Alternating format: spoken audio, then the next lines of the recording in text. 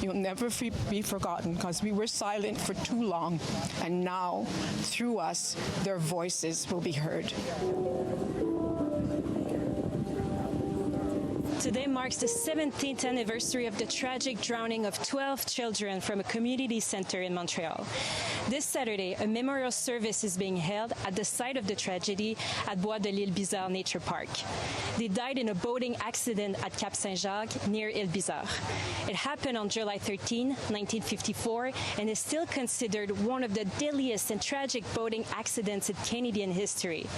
Today's service honors the memory of the children and provides a space for the community to come together. Negro Community Center had a day picnic that day. They came out here to have fun, hot dogs, oranges, and a gentleman came with his boat and he offered to give them a ride around here, right around. And I believe it was from the goodness of his heart. And one boat went out and came back. The second trip went out and came back.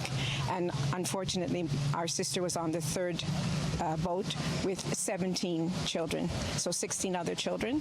And the weather changed all of a sudden. The children panicked and they couldn't swim. The boat capsized and they fell in. Kathy Grant shares the story of Denzel Ali's mother who prepared her son's favorite meal on the day of the tragedy, but he never came back for dinner. There was a little boy by the name of Denzel Ali, and his mom had his dinner waiting for him, and he never came home. And she could not, in her heart of hearts, it was his favorite meal, throw it away.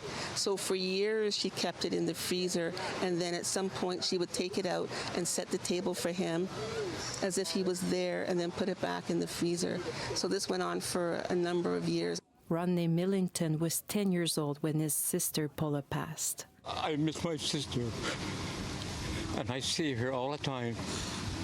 I see her in the water, looking up to me, looking for somebody to save her. And I always wondered, what happened? What would I do if I was here? Would I go on the boat, or would I say no, just like everybody else? Our communities and our cities making programs where they have aquatic centers to give the children, especially those who can't afford it, lessons. And that will mean that our children have not died in vain, and they will always be remembered. In Île Bizarre, Johanie Bouffard, City News. Till the